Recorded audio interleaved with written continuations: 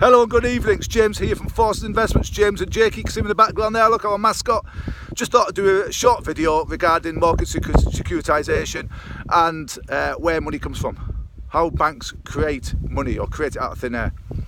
For all those people that don't know us or don't know of this, who have never heard of it before, we are helping families to reduce their mortgage debt, to significantly reduce their mortgage debt via, we're basically helping them challenge their lenders, challenge their providers, their mortgage providers. So if you've got a mortgage, a buy-to-let, residential mortgage or commercial loan, you have the possibility, there's a possibility there that you may be able to write off a significant amount of your debt. So we're helping families to challenge their lenders to do this. So that's what we're doing, that's in short. But my friend asked me a quick question today, a very good question today.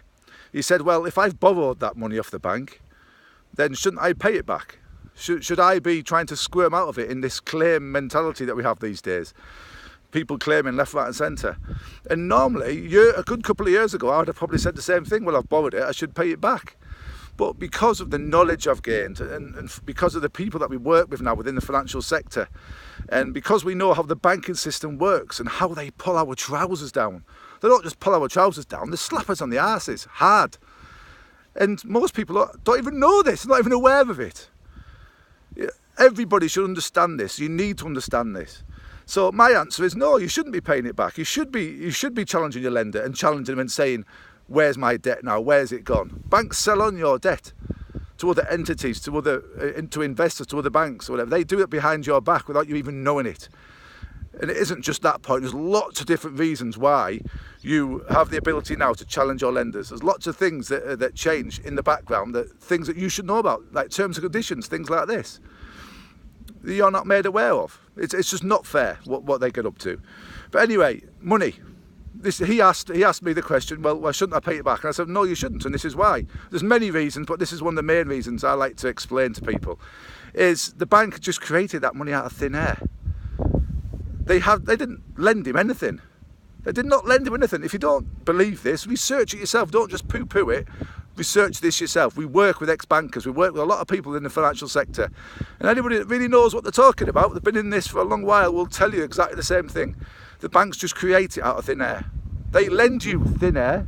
Oh, sorry, not thin air. We'll say fresh air. It sounds better. They lend you fresh air for a mortgage, let's just say. Then they'll charge you interest on that fresh air. And then if you don't pay that fresh air back, guess what? They'll take your assets off you.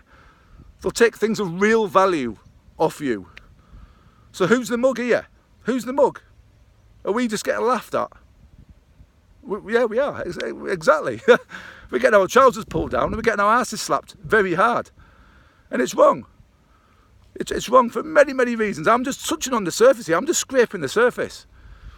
They lend you fresh air, they charge you interest on fresh air, and when you don't pay it back, or if you don't pay it back, guess what? They'll take your assets off you that are actually worth something. It's just numbers on a screen, that's all they create when you go in that bank with that mortgage. All you're bothered about is getting that mortgage, isn't it, to buy that home with. But you should be told this. There's no transparency there. You should be told exactly what happens. And your terms and conditions may change when your debt is sold on to somebody else. And then somebody else and somebody else. Some of the cases we've seen, they've been sold on like 6-7 times down the line. It's just wrong. There's a lot more to it than that, but if you want to know more, PM us. PM Forces Investments and ask for more details. Leave us your email address and we'll send you some more information.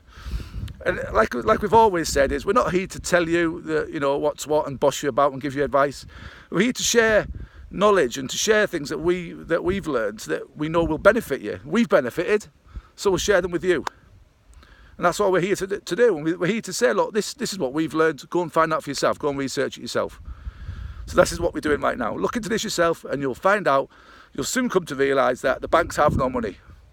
The banks do not have any money. The only money they have is what we actually deposit in the bank that we give them. And guess what? When you put money in the bank, it's not your money anymore. It's not your money until you take it out. But that's another story. I'm not going to go any more than 5 minutes.